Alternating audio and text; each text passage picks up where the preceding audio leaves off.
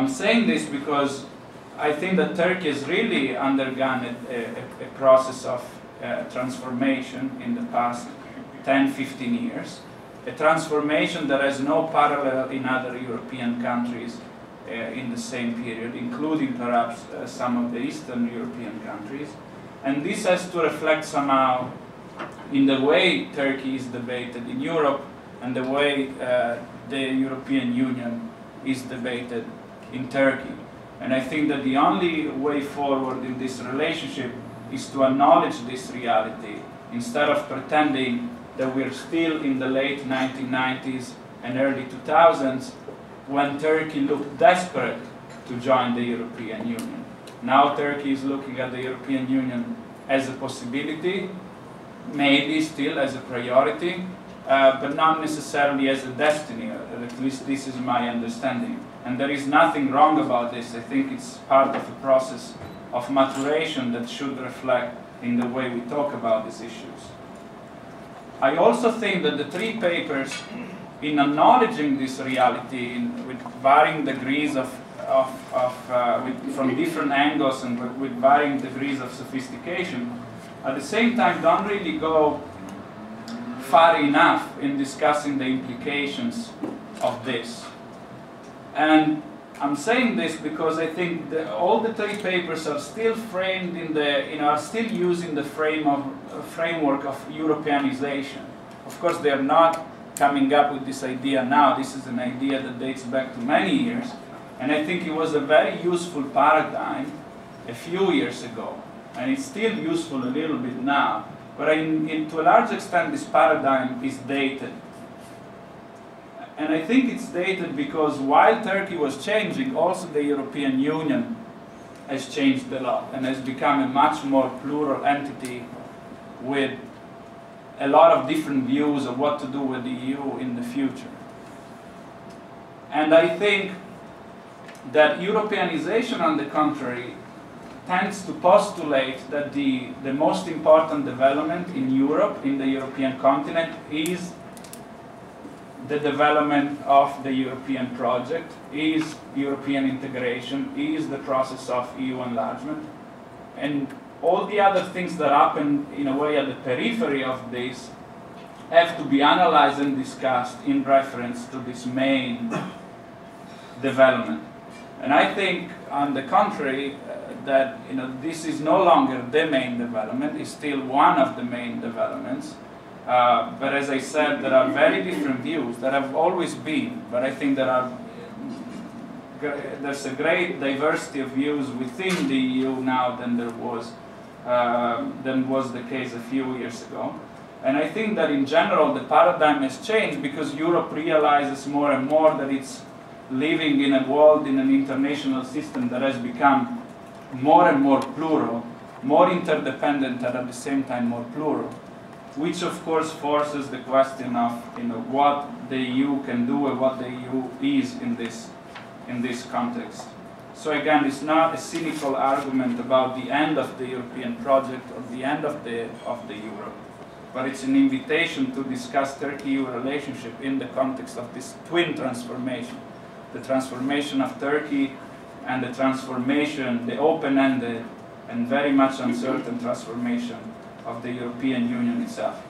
Going very briefly on the three papers, I very much like, and I'm going probably in the reverse order, I very much like the paper on Turkey's critical Europeannization that Juliette wrote. I think it tackles an issue that is understudied, and when it is studied, it is often misunderstood. At the same time, I would, if I may suggest a way to make the paper even stronger, I would try to broaden the discussion a little bit. The paper is very much focused on the issue of asylum and immigration, but for instance, the difference which I think is fundamental between mobility and immigration is not really addressed. There is still a very big difference between lifting visas and allowing people to go around. It's a very significant step, but it's yet another issue to grant citizenship to a foreigner or to let a foreigner work in your country. So let's not create a confusion among these different things. Another issue that, of course, could be discussed at least a little bit in this context is the relationship between these new, more liberal immigration policies that you have so correctly described and analyzed, and the question of minorities more broadly in Turkey, and whether you see a similar approach to foreigners and to minorities, because we all know that the question of citizenship and how Turkish citizenship is defined is still an open question. Going to the second paper, I would actually like to comment on Ravza's paper. I think that the argument is very well established that still a lot of European countries, or at least a lot of individual European leaders, look at Turkey through the prism of Orientalism. And, but at the same time, I would encourage you to go beyond, of course, the level of discourse, and look also at other factors why Turkey is kept at a distance in Europe. You're quoting in your paper Prime Minister Berlusconi, and one of his statements about Western superiority and Western superiority in opposition to Muslim identity. And far from me from defending Berlusconi, especially on this point, but you're also saying, of course, in your paper that Berlusconi is one of the greatest supporters of Turkey EU membership.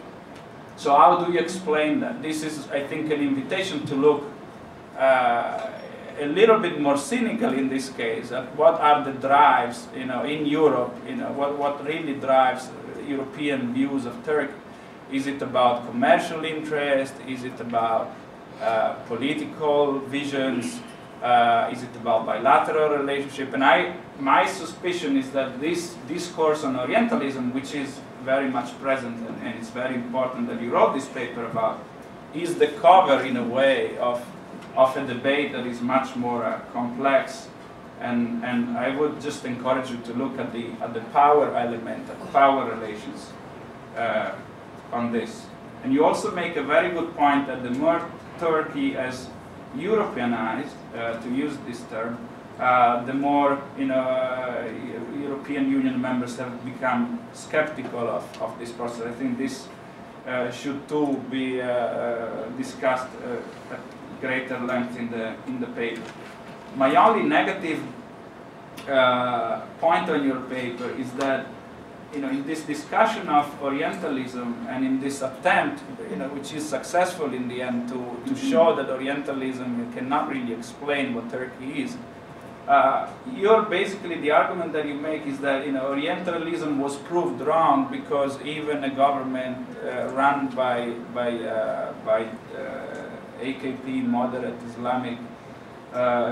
Islamic party, proved that in fact you wanted European norms, he wanted modernization. But this is not, I think, the main point. I think Orientalism was wrong because it was wrong from the beginning, because it was a very ideological and biased view of civilizations.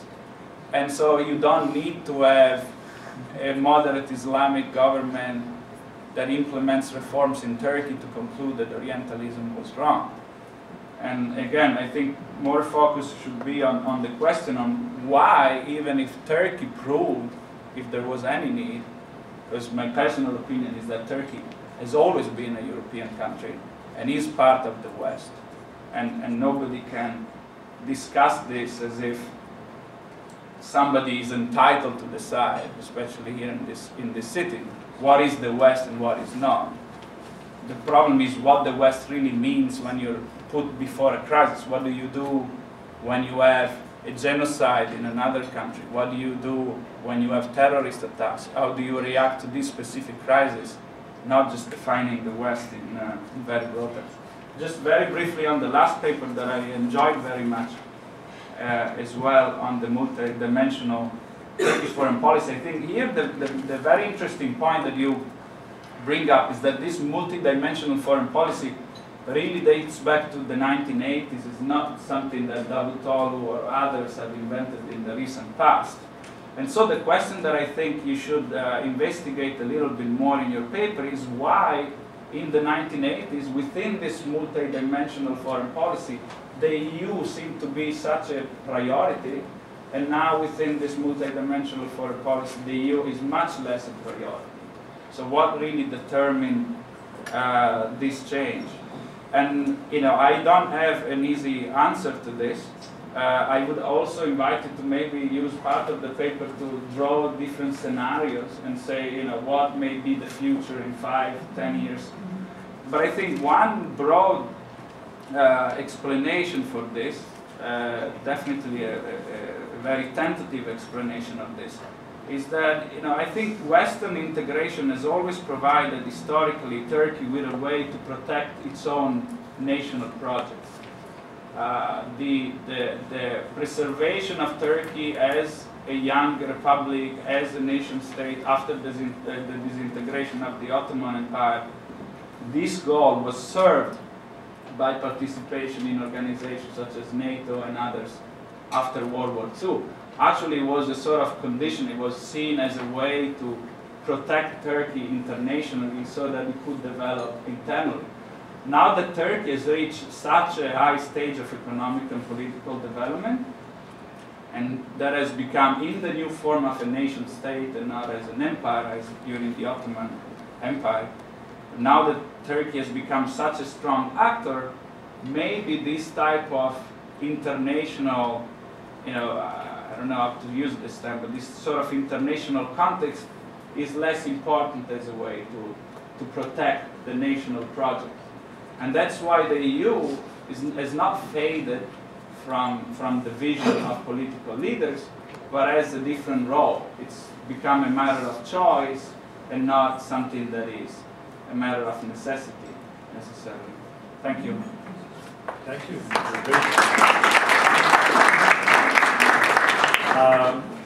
I'm an historian, and I get so excited, and I have a question. But so, before we give the floor to the audience, do you want to respond to Emilio just briefly, and then we have the audience. This time, do you want to go to the same order, Ravza, Selcen, and Juliette? Well, I'm not good at speaking fast, so I like to explain myself in a long time comfortably, so I may have skipped some of the important arguments during my presentation. I apologize for that, and I'm glad you mentioned Berlusconi because I didn't get a chance to mention him. I will look into what you suggested. I did intend to go into the discussion of power because this is a perspective that's not classical IR theory, where we don't see in the critical IR theory the relationship between power and knowledge production as a form of power is very important, and how the representations are produced. And my intention was not to prove that Orientalism was wrong, but that Orientalism still unfortunately exists in the US and in the European countries, and unfortunately it has been internalized by the people who are called the Orientals.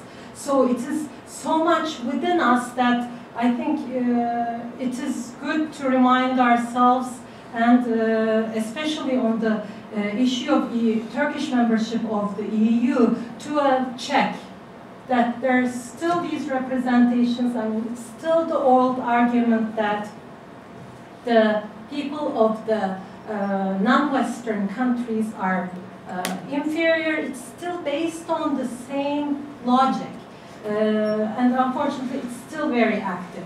So my intention was to prove that AK Party and what they have been doing, and even before that, the very Turkish state and the foundation of the state challenges these representations. But thank you for your comment. I'll try to make it more clear. Thank you so much, Emiliano, for your comments and your recommendations, especially about thinking about different scenarios for the future. I will try to develop it in my next article. I agree with you. As you said, because of the economic development in Turkey, which was also mentioned by the ambassador in the morning, and becoming more self-confident of the society and Turkey, and increasing pessimism about the membership of Turkey to the EU, I think they have been all effective in the process of seeing EU not as a priority and not as a necessity, but just as an option. But as I told you in my paper, I think that they really complement each other, but the EU still has a kind of a transformative power on Turkey in some aspects, especially in terms of what I told, democratization, living standards, and I think also for the Kurdish issue, I think it has an important positive effect to solving all the Kurdish issue in Turkey. So because of these reasons, I think EU should be maintained. However, they should be combined together with the other options and opportunities, but because of all these reasons come together, domestic shifts and changing international circumstances, they all come together, and it affected the place of the EU for Turkish foreign policy. Thank you. Juliette?